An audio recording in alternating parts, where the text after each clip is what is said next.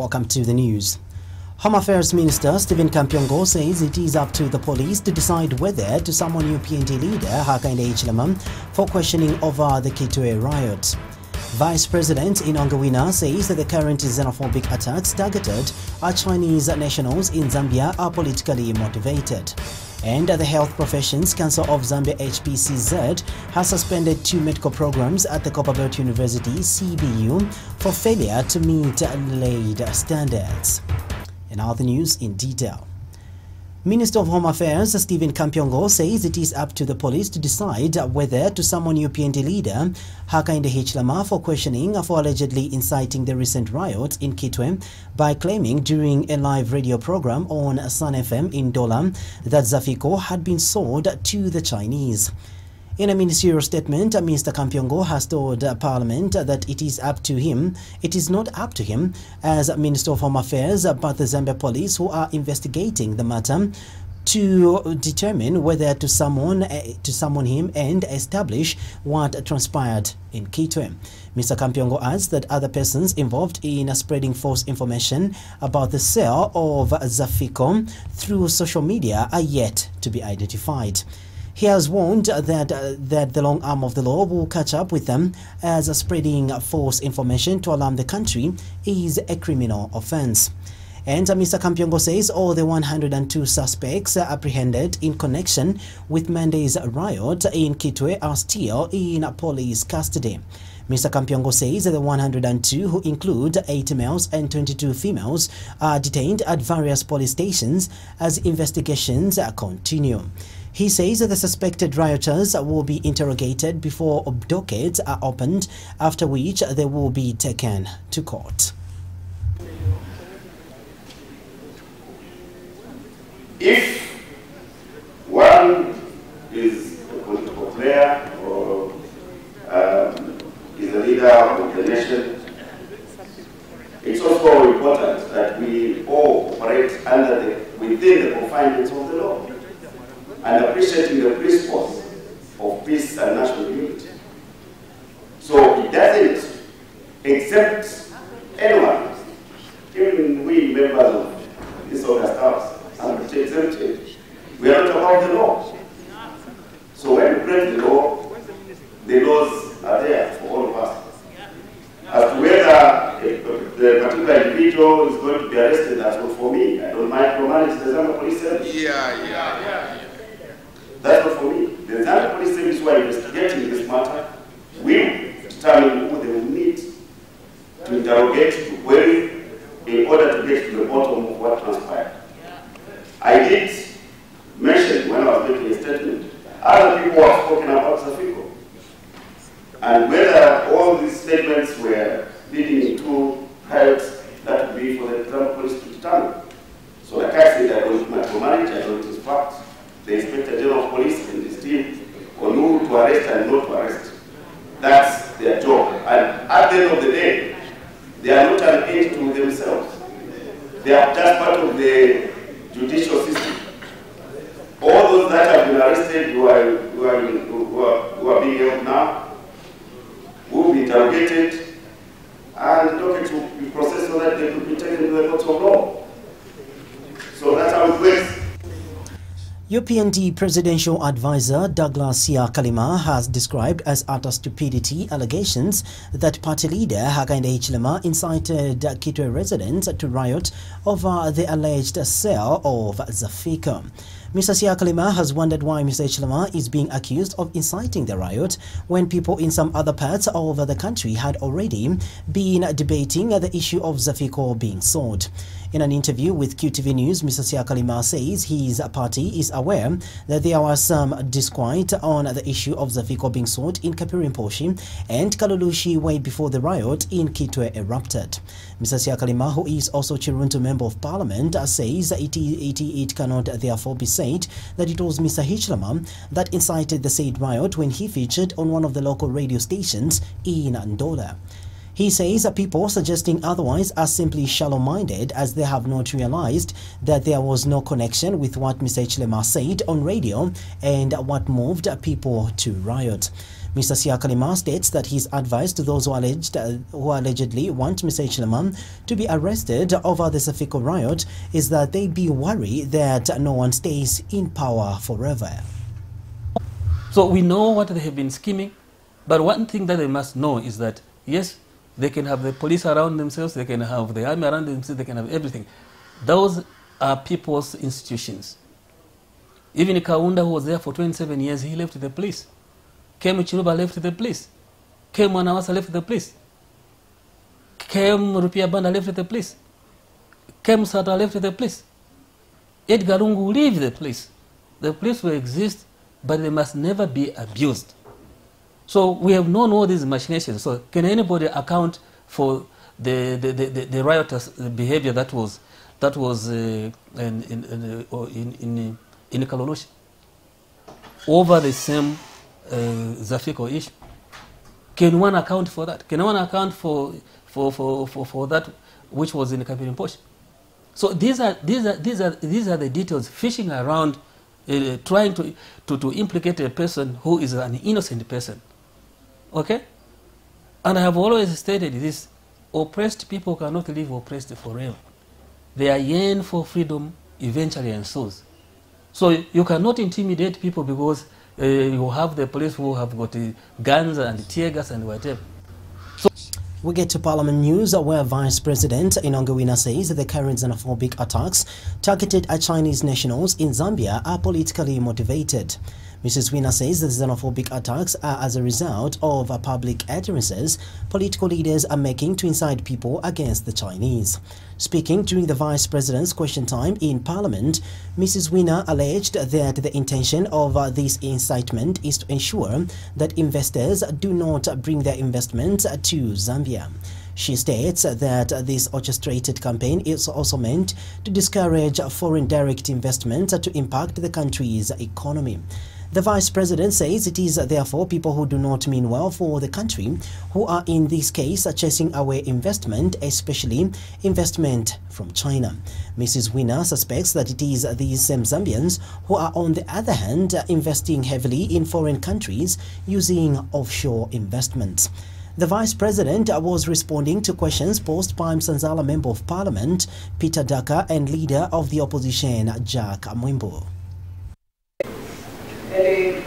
Many countries are inviting Chinese to come to their countries to invest in those countries. So, Mr. Speaker, it's only people who do not mean well for Zambia who are fighting so hard to chase away investment, especially Chinese investment. It's the same Zambians who are investing heavily in foreign lands using offshore transactions. Yeah. It's a pity that the poor Zambians would be made to suffer when there is no investment that comes into the country. It's the same Zambians who will not lose anything if Zambian resources are sold to the highest bidder. It's the same Zambians who want to surrender the sovereignty of their country. And these Zambians should be told, Zambians or whoever it is should be told that this agenda is not acceptable to the Zambian people. And Zambians will not go along with this type of leadership in the country. The Health Professions Council of Zambia has ordered the Copperbelt University, CBU, to immediately stop offering 2 programs at its School of Medicine for failure to meet set standards in accordance with the Health Professions Act No. 24 of 2009 of the laws of Zambia. The HPCZ has withdrawn recognition and approval of Bachelor of Medicine and Bachelor of Surgery and the Bachelor of Dental Surgery after a recent compliance monitoring inspection inspections reviewed gross over-enrollment of students, an inadequate number of lecturers engaging unregistered and unlicensed lecturers that are health practitioners, and failure to index students. In a statement, HPCZ Chief Executive Officer Dr. Aaron Munjajati says in the Bachelor of Medicine and Bachelor of Surgery programs, the university over-enrolled by 494 students, bringing the total number pursuing the program to 794 students. Dr. Munjajati says the lecturer-student ratios therefore exceeded the recommended 1:50 for theory for students in clinical years 3 to 5 and the practical ratios of 1:10 for students in both the foundation and clinical years. He adds that another major findings of the inspection is that there is the lack of lecturers in several courses, including psychology, histology, pathology, and body dysfunctions. Dr. Mjajati states that the situation is indicative of the fact that HPCZ cannot be assured of the safety of the public once exposed to the services of graduates in the Bachelor of Medicine and Surgery, and that it is clear that CBU currently has no capacity to offer these programs. Thus, the decision to withdraw the certificate of approval and the subsequent closure of the programs. Parliamentary Public Accounts Committee PAC Vice Chairperson Brenda Tambatamba has expressed hope that the new Public Finance Management Act No. 1 of 2008 will help reduce the number of irregularities reported in the Auditor General's report. Ms. Tambatamba says PAC will also continue to recommend to the Executive to invoke the provisions of the Act pertaining to the financial misconduct. Speaking at the Economics Association of Zambia EAZ public discussion on the importance of public accountability, Ms. Tambatamba notes that public accountability is important to a resource-constrained environment such as the one Zambia is experiencing. More in the following reports. Financial irregularities reported in the Auditor General's report year in, year out have continued to be a source of concern among the general public. This has caused loss of trust in the manner government runs the economic affairs of the country, leading to the questioning of most of the decisions government makes on behalf of its people. It is against this background that the Economic Association of Zambia, EAZ, holds public forums such as this one to try and find solutions to this perpetual problem. But Civil Society for Poverty Reduction CSPR Executive Director Patrick Shindano believes this mistrust stems from lack of openness by government to the people that has put it to oversee their public resources. But whether we agree or not, there's also this element of politicization in public accountability, which we also need to deal with. And it's a very alive thing and something that we need to confront head-on, and I hope our leaders can be able to do that. It may be done consciously and unconsciously, but politics is also affecting the level of accountability. And you hear this even when you interact with colleagues. There are some that are maybe termed untouchable, and some that are targeted, and so on. All of that is true, but the system should be able to tackle that and take away the element of politicization and ensure that citizens are able to get that value for money. And this is why the openness, when you're talking about public accountability, the openness in the definition becomes critical. Then we are able to see what of clarity. But for TIZ Executive Director Wesley Chwamba, the coining of the language to suit every form of financial misuse is the source of problems. Just thought we should establish that, but since we're talking about public funds, I thought we should take a look at some of the common terms that we come across every year. Whenever a report is out, when you look at the summary, you always come across some of these terms. Misappropriation, which is, I think, a very fancy way of saying that, but yeah, that's essentially what it is. Misapplication, of course, it's not the same as misappropriation. This is use of funds for other functions than they were intended. This is where people are not following what was provided for in the budget. They're spending funds on other programs. we have other interesting terms like wasteful expenditure. Essentially, this is spending money in a wasteful way where you are spending it on things that are not necessary when there are other competing interests. And then some of these terms are self-explanatory. Meanwhile, Public Accounts Committee Vice Chairperson Brenda Tambatamba has praised the committee's continued efforts in ensuring that public resources are accounted for. Again, I refer to many years ago, I went to an organization that said to me, as a grants manager, remember that even if you go away from us, even 15 years or 20 years later, we will fish you out if anything goes wrong with the people's finances. They told me, we will fish you out even 20 years from now. So it's not 20 years ago, actually. I'm still looking over my shoulder as to when they will come. I'm sure some of you know who is so strict over the resources that they grant you to manage or look after. So many times I remind my colleagues, I remind those who are in public positions and offices to think like that.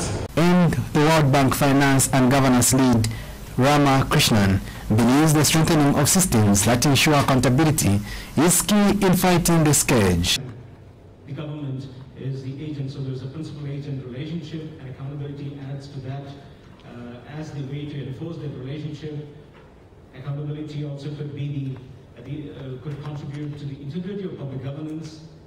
It is important for the performance of public management, especially when civil servants are expected to function according to rules, and there is someone who looks upon civil servants, whether it is the administrative hierarchy or the press or the parliamentary committees, to make sure that they satisfy those rules. Indeed, for a country like Zambia that is struggling to put its economy in order, it is important that financial discipline is adhered to. However, this can only be achieved if people put its...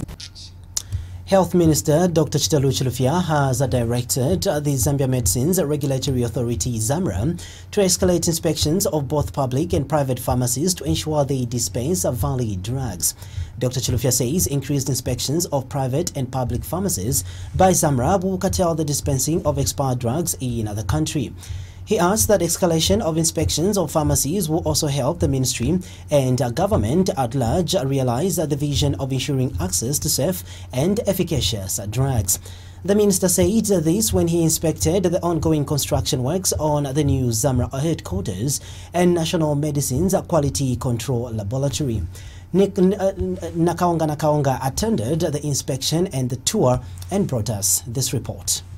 Health Minister Dr. Chitalu Chilufya, accompanied by the European Union delegation, ZAMRA Director General, Ministry officials and other stakeholders, this morning inspected progress at the new ZAMRA headquarters and National Medicines Quality Control Laboratory. Located off the airport road, great east of Lusaka, the National Medicines Quality Control Laboratory is the first of its kind in the region, constructed to World Health Organization standards at a total cost of approximately 5.5 million euros. The new headquarters will assist ZAMRA to consolidate the various departments currently scattered in different physical locations into one building. The facility will greatly improve logistics and ZAMRA's efficiency of operations while providing space for additional needed staff. The new facility, that will also increase the number of samples that can be handled, is at 70% general completion and over 90% complete in structural terms, as explained by Clerk of Works consultant for the ZAMRA project, Moses Kapembwa. We right now can't access the higher floors because there's so much work, so much rubble going on. We are cutting, and there is a development, so much development of rubble that it's a bit dangerous to access that area, so to say. So the works are generally at 70%. The structural works are almost at 100%, which is the difficult part, so to say. So we are actually progressing on the easy way this time. European Union Head of Cooperation Gianluca Azzoni is optimistic that the project will be completed in the first quarter of 2019. Here at ZAMRA, we are here to witness the progress that is being made, which is significant. So we are positive about the possibility to to complete the works in time. But there is no space for complacency, and We really need to speed up, keep up the progress, so the pace of progress, because it is important that the works are completed on time by the beginning of 2019. And Health Minister used the occasion to direct ZAMRA to escalate inspection of both public and private pharmacies to ensure they dispense valid drugs. I'll conclude by advising ZAMRA that inspection of pharmacies, inspections of drug outlets, inspection of warehouses for both public and private sector must be escalated to ensure that we do not have any facility dispensing expired drugs or any facility or any business entity dealing with counterfeit drugs or breaking any rules in the pharmaceutical industry. This is important for us to ensure we conform to minimum standards when it comes to the supply chain, and also that we realize our vision to ensure access to safe and efficacious drugs. We want you to regulate the market in order to protect the public. Confidence in ZAMRA is rising with the activities that you're doing, and we commit to support you fully to ensure that you carry out that function completely. WHO representative and ZAMRA Director General had this to say. And we are committed to ensuring that whatever we do in our work as mandated by the Act, that we ensure that all medicines that are being made available to the Zambian public meet the required standards of quality, safety, and efficacy. So I really want to appreciate all of you, and also the support that we are getting from Ministry of Health. We cannot do it on our own, but Ministry of Health, sir, you've really been there for us to ensure that all the regulations and most of the things that we need are there for us to carry out our mandate. So be rest assured, sir, that my team are committed to ensuring that all the products and allied substances that are made available to the Zambian public meet the required standards. It's an honor for us to be in this place because, as the Honorable Minister has pointed out, strengthening health systems is so important if we are to achieve universal health coverage. So one of the major pillars in the health system is making sure we have access to safe medicines and health technologies. By strengthening the regulatory function of the health system in terms of strengthening ZAMRA and making sure that we have safe medicines that are available to our population, will ensure that indeed we move towards our targets of achieving universal health coverage in this country. So on behalf of the cooperating partners, I just want to say thank you to the EU, one of the major cooperating partners. Nakaonga reporting for QTV News in Lusaka.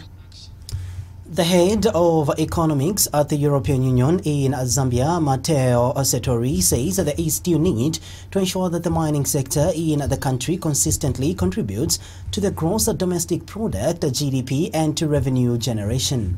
Speaking at the close of the EU-funded mineral production monitoring support to the Ministry of Mines and Minerals Development, Mr. Settori says mining being a key sector to support economic growth, there is need to ensure that wealth generated by the mining sector has a positive impact beyond the mining companies. Mr. Settori says that this can be achieved if there is transparency and accountability in the management of mineral resources, further stating that this requires a strong capacity from the government to monitor and control mining activities and ensure accurate data collection and reporting. The EU has been conducting a 68 million kwacha 4 years project, which was designed to respond to challenges that the ministry has been having in strengthening its ability to effectively monitor mineral production in Zambia. Under the project, the EU has, among other things, allocated about 17.7 million kwacha for the refurbishment of essential services in the laboratories and the purchase of crucial pieces of equipment. We are all very much aware that managing mineral resources is not an easy task. Many countries which are very rich in terms of resources face a number of challenges, in particular when it comes to ensure that positive economic spin-off are produced for their population, so to ensure that the wealth generated by the mining sector has positive impacts beyond the mining companies themselves. Transparency and accountability in the management of the mineral resources are also essential to ensure that mineral revenues are duly distributed and utilized. Achieving transparency and accountability in the mining sector requires a strong capacity from the government to monitoring mining activities and ensure the accuracy of data collection and reporting. And the Minister of Mines and Minerals Development, Richard Musukwa, has thanked the European Union for the support. Mr. Musukwa has since called for the sustainability of the results achieved from the project. He says that the MPMSP should now continue to run as a continued exercise and not as a project. We celebrate their achievement, in fact our achievement as a team, and all that it has brought not just to the Ministry of Mines but to government. As the project comes to an end, I'm delighted to say that my ministry has benefited massively from the implementation of this project. I'm sure I do not need to go through all the processes in terms of what the project has done, as evidenced by what you must have witnessed in the morning and several presentations from our colleagues that have spoken, Ian and myself. But I must mention that indeed this project is a project that the ministry has been proud to be associated with. For many years, one of the biggest challenges that the ministry has had was the capacity to ensure that we monitor production, processing, up to the export in terms of the mineral resources that our country is heavily indulged in. We celebrate. Lusaka Province Minister Bowman Lusambo has urged the development of the University of Zambia More Graduate Property Limited to comply with the set boundaries and regulations in the construction of the mall. Mr. Lusambo says while government needs investment, it must be in accordance with the set laws and regulations. Mr. Lusambo says his office has received reports that the construction of the Unza Mall, which has created 1,000 jobs for locals and is expected to sit on 70,000 square meters pieces of land, has not been approved by the Lusaka City Council. The minister was speaking when he toured the construction site for the Unza Mall behind East Park Mall, being constructed under PPP between Unza and Graduate Properties Limited. I know that there are some issues which have been addressed by the PPP committee, Committee of Ministers. My colleagues, they are sitting, and there are some issues which need to be sorted out. One of the issues is to do with the lease. I think I know that. The lease is 25, which is 50 years, according to the information which we are getting. So that one is being handled by the Committee of Ministers, the one not in the committee of the PPP committee. So, yeah, so for me and my team, the TC, our job is to see if we have complied with the local authority, the plans department. So the information which is coming now is that you have a lot of plans, you have good plans, but you haven't consolidated those plans. That's why you have a problem with the Lusaka City Council. So if you can consolidate your plans and submit to Lusaka City Council so that they can verify those plans, and if they are satisfied, they will give you the go-ahead.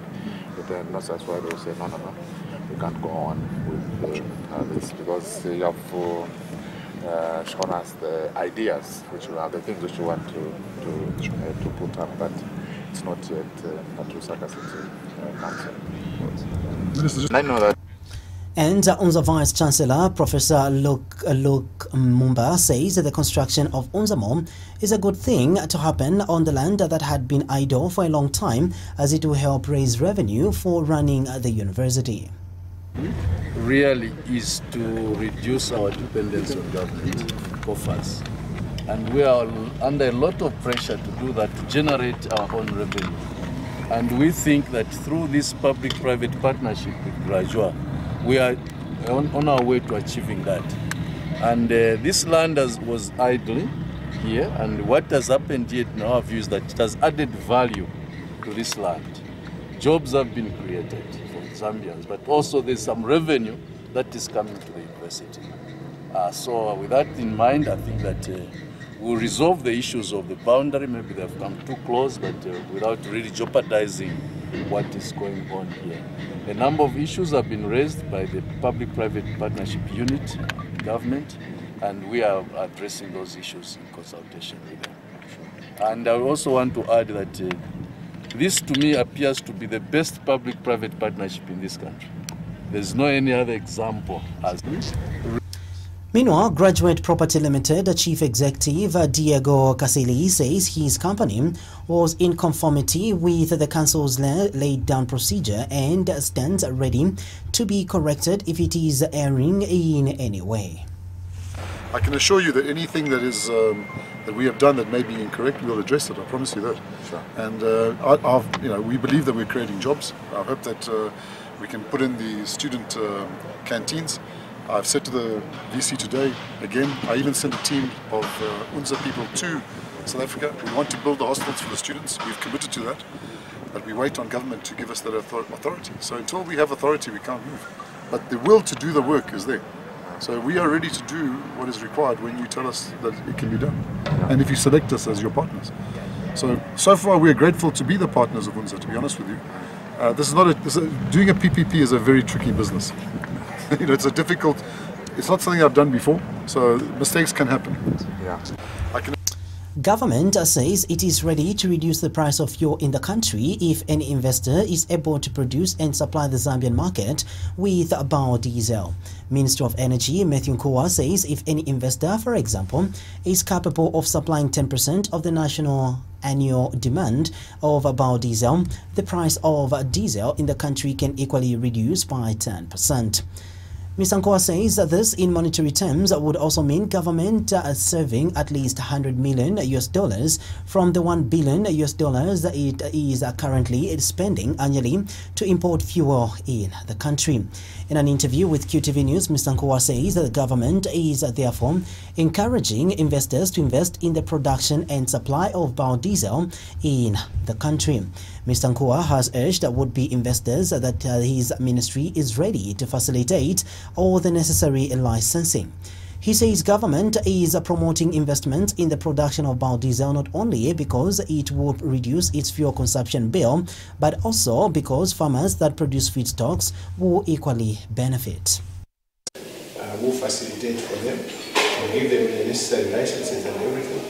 And they invest. Government is not supposed to invest. We are trying to encourage the private sector.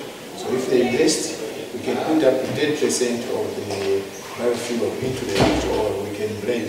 And that means that if we do that, we shall reduce the fuel consumption bill by 10%. If we can put about 10%, we shall reduce by 10%, which is about $100 million a month. Per year, sorry, because we do $1 billion US dollars of fuel in a year, so we can reduce the outflow of money. And in the process of doing that, the farmers will benefit, because if, say, they are using soybean, it means that we need many more farmers to grow that soybean so that they can sell the soybean, and that soybean will be used for biodiesel, and the biodiesel will also reduce our foreign exchange output. So, as government, we are prepared to facilitate the people that want to come and make biodiesel. The Rural Electrification Authority, REA Chief Executive Officer Pastor Geoffrey Msonda says access to electricity supply helps to foster development in any area. Speaking when he toured the Chavuma Electricity Connection Intensification Project in Chavuma District, Pastor Msonda says Chavuma has greatly developed following the connection of the area to the national grid. He says about 350,000 kwacha was spent on the project, that 45 houses have since benefited from the project. Pastor Msonda adds that as a result of the electricity connection, Chavuma Primary School is now able to take ICT and home economics lessons without challenges. But in this particular case, from what we have been told, people are able to go and buy units at ZESCO and they are able to recharge, and then sustainably they are able to pay for the service.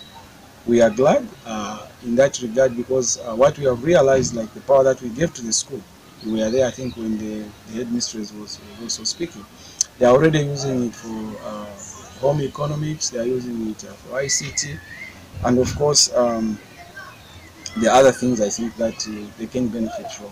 So we are also glad from that aspect of the project, because we have noticed that the school is utilizing the power for which it was intended. Around the market, though there were no beneficiaries, we also know that because we provided that transformer, there have been a lot of clients that came on board and they have also connected to the same transformer that we provided. The only difference is, of course, they are about to pay connection fees, and ZESCO is in the process of dealing with that. Let me just continue also, maybe end on a very interesting note, to say that we have come up with a project, of course through funding that has come through the World Bank, in collaboration with ZESCO again. What our clients need to do in the rural areas is to pay 250 kwacha. They pay 250 kwacha, they will receive a connection. ZESCO will come and connect them. So I'm calling upon the people of Chavuma, especially those who didn't benefit, maybe they were not among the 45 houses. I think they have an opportunity this time around that all they need to do is to go to ZESCO, collect forms, pay 250, and ZESCO should be able to connect them. It's a thing that is going to happen countrywide. It is happening already even as we speak. We've had about 800 houses that have already been connected.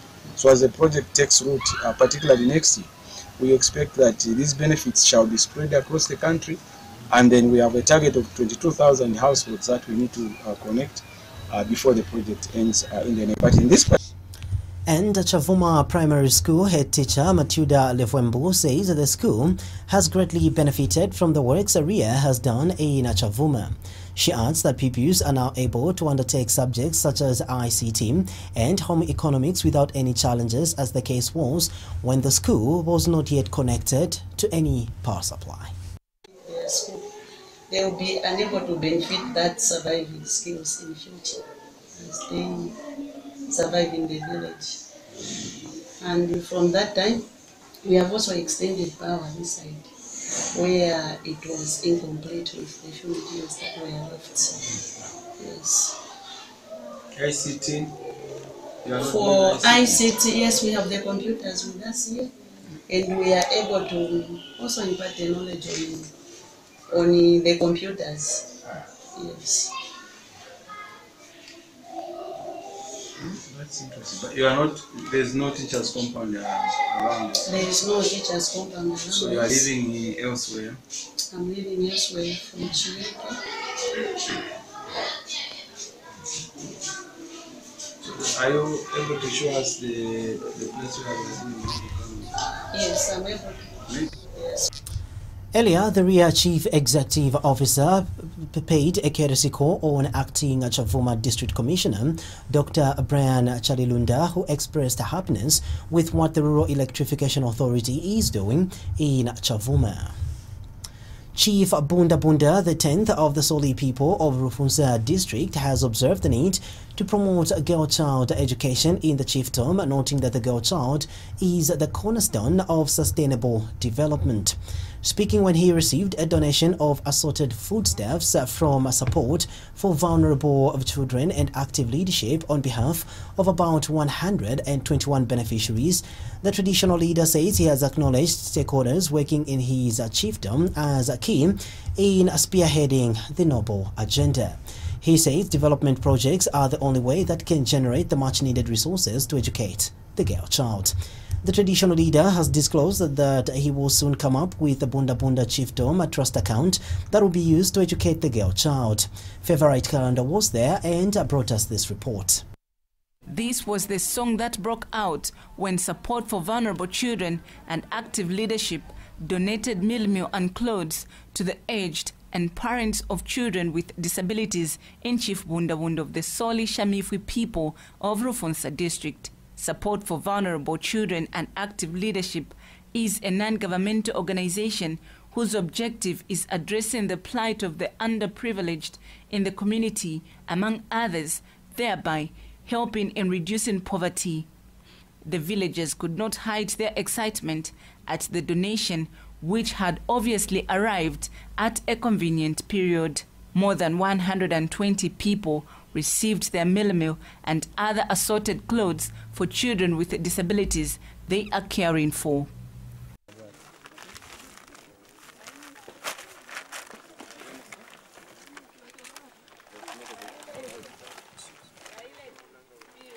Gracing the event, newly installed Chief Bundabunda of the Soli Shamifwi people of Rufunsa district applauded Suvuko for the wonderful gesture. In fact, by offering these goods to my people,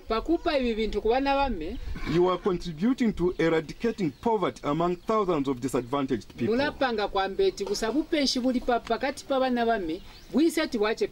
Especially the girl child, women, and children who receive these donations free of charge. I would like to express my sincere gratitude for this much appreciated gesture in favor of the well-being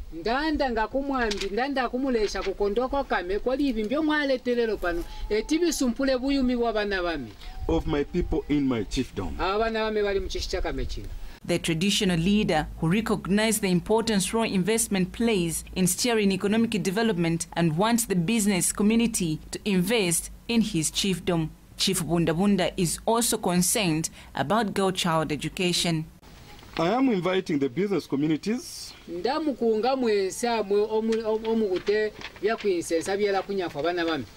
come and invest in the chiefdom,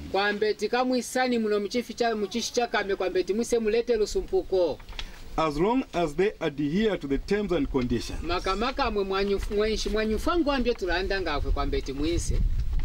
This is why I am demanding for the investors coming in my chiefdom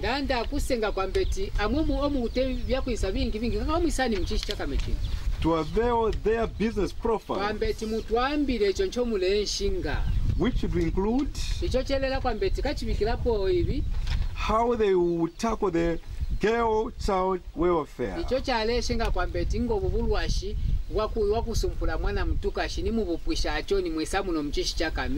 It is for this reason that I want to come up with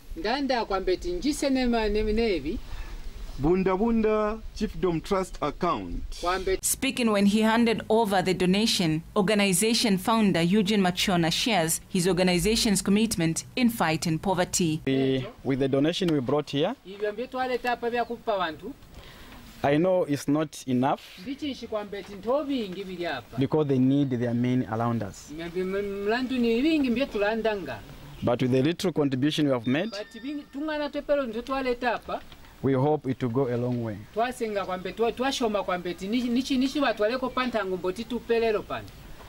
And as Suvuko NGO, just like what we said from the beginning, we appeal to offer our support as far as developmental projects are concerned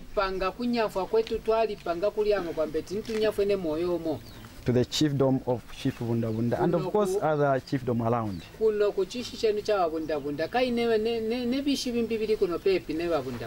And some of the recipients disclosed that their families would have been going hungry if it weren't for this donation. Okay, fetiamikira como potandiza ma ODG kati vametalandira pasikura lero koma titokoza kuti awe madaliso apitilire munga mwani mwatithandizira pasikura lero. Awo tionga zikomo pankani athandiza mene mwachita bwanje mutikonga kuno kumunzi kwatu kuno mutiyanganapo nthawe ni nthawe mulungu azinkhala naye mu nthawe ni nthawe. Sure. Favorite Kalando reporting for QTV News in Rufunsa district. The European Union has given the Geological Survey Department a 17 million euros grant for the procurement of modern mineral testing equipment for its laboratories. Zanis reports that the grant also included equipping employees with adequate training on how to use the equipment. Speaking during a media tour of the laboratory in Lusaka, Geological Survey Department Director Mokofu Chipilayoka said the operations of the laboratory will now improve. Mr. Chipilayoka said one of the main functions of both the chemistry and the gemology laboratories is to analyze and evaluate mineral products before they are exported out of the country. He said the equipment will be used for analyzing samples collected by the officers of the Geological Survey Department and members of the public during regional mappings, explorations, and mining operations. Speaking earlier, Ministry of Finance and National Authorizing Office of the European Union, Alex Chikwese, said government is happy that the department now has a fully stocked laboratory. Mr. Chikwese said through the Metallurg laboratory, the department will be able to conduct test work to develop some processing techniques that will assist small miners. We have to look at sustainability. We now have this equipment. We had also capacity building activities under this project. But the issue is, as this project is getting closer to the end, what is going to happen afterwards? We wouldn't like to go back to the situation in which we were. We would like this equipment to continue being useful. We would like the government to also look at the other capacity building areas to ensure that we put this equipment to the best use for the benefit of the people of Zambia. We have Tourism and Arts Minister Charles Banda has noted the need for the tourism industry to have a human resource that has smart education qualification in order for the service provision to match with the current business trends. Dr. Banda says without quality education of human resource, service standards in the tourism and hospitality sector will plummet, thereby compromising Zambia's competitive advantage as a smart tourism destination. He says government is vigorously pursuing the new notion of doing business through the introduction and implementation of the Smart Zambia or e-government program, which the tourism sector has also embraced. Dr. Banda notes that the tourism industry is a fast-growing industry which needs people with quality education to transform it into a smart industry for the benefit of the country. The minister said this when he officiated at the 25th graduation ceremony of the Zambia Institute for Tourism and Hospitality Studies, ZIST, held under the theme Towards a Smart Zambia through Tourism and Hospitality Education. The Zambian government, under the able leadership of His Excellency President Edgar Chagwa Lungu, is vigorously pursuing the new notion of doing government business through the introduction and implementation of the Smart Zambia program, the e-government. The tourism sector has embraced this reform by going smart in the manner business is managed in the industry. Innovative technologies and business models have revolutionized the hospitality and tourism industries. As a result of innovation, new types of customer experiences have emerged. However, this has brought a challenge for the hospitality and tourism industry regarding finding the optimal mix of digital and human interactions to create that personalized guest experience while respecting their privacy. It is for this reason that even the human resource in the industry should have quality smart education in order to match with the current business trends in the industry. May I take this opportunity, therefore, to remind the graduates that the field that you have entered is without doubt the world's fastest growing industry, and the use of digital ICT is at its climax. It therefore requires the human resource that can adapt to any changes that come along in the name of the improvement in the provision of value for money service. I'm sure you will be that kind of a worker. Distinguished ladies and gentlemen, indeed, without quality education of our human resource, service standards in the tourism and hospitality sector will plummet, thereby compromising Zambia's competitive advantage as a smart tourism destination. Speaking at the same event, ZA's Executive Director Dr. Wilson Silongwe says there is no better industry to invest in than the tourism industry in a quest for a smart Zambia, as tourism will not hurt the environment but protect and add value to it. This year's graduation is themed towards a smart Zambia through tourism and hospitality education. Government in the recent past has interested us into conversations around smart Zambia. This may mean many things to many people, but to us it implies building a Zambia that is accountable to her resources, and a Zambia that takes into account the aspirations and needs of the future generations. Ladies and gentlemen, there is no better industry to invest in other than the tourism industry in a quest for a smart Zambia, because after all, tourism does not hurt the environment. Instead, tourism protects the environment and adds value to it. Guests of honor, distinguished invited guests, today we are celebrating a total of 106 candidates in the various sub-disciplines of tourism and hospitality. This is in fulfillment of our mission, which states to provide superior education which is responsive to the needs of the industry, of the tourism and hospitality industry. Our vision, guests of honor, is a leading tourism and hospitality academic institution in Southern Africa. Our vision transcends time. What we are doing today is laying a foundation stone for a better tomorrow for our offspring and their offspring. Dr. Silongwe has since advised the 114 graduating students not to limit themselves to what they learned in the classrooms, but venture out and do something pragmatic so that they will add value to the tourism and hospitality industry and the country at large. And finally, in our news, the National Economic Advisory Council has announced the hosting of a biannual business conference series, with the inaugural conference scheduled for 29th November 2018. Announcing the development at a media briefing, Ministry of National Development Planning Permanent Secretary Mlenga Mshuma says that the conference series are a way of monitoring and evaluating the implementation of the strategic paper on industrialization and job creation under the 7th National Development Plan. Mr. Mshuma says that the conference will provide a forum for dialogue between decision makers, both in government and the private sector, in the implementation of the 7th National Development Plan and other national frameworks.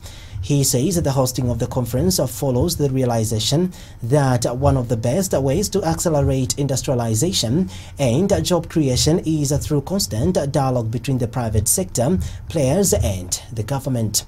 And the National Economic Advisory Council Chief Executive Officer Webi Work says the conference will bring together senior policy makers in government and business executives to roundtable panel discussions. Mr. Wake says that the business conference series is also aimed at ensuring that the private sector is engaged in exports aimed at employment creation. The inaugural biannual business conference series will be sponsored by Zanaco and will be held under the theme Accelerating the Implementation of Industrial Diversification and Job Creation. Received complaints from the private sector that there are requests for various policy interventions from government don't seem to be taken on board. And we realized also that it is important for government to have a forum where they would interact with the private sector in terms of getting their experiences being the players in the economy and what it is that they would want government to provide for them to enhance their operations. Because as the PS has put it, growth of the private sector is what is going to create jobs. It's growth of the private sector that is going to make the economy grow and generate resources that the government requires to invest in the various other social sectors like health, schools. And therefore this forum is specifically received. Top stories in our news. Home Affairs Minister Stephen Kampyongo says it is up to the police to decide whether to summon UPND leader Hakainde Hichilema for questioning over the Kitwe riot. Vice President Inongawina says the current xenophobic attacks targeted at Chinese nationals in Zambia are politically motivated. And Health Professions Council of Zambia, HPCZ, has suspended 2 medical programs at the Copperbelt University CBU for failure to meet set standards. Thank you so much for your time. Until next time, it's bye-bye.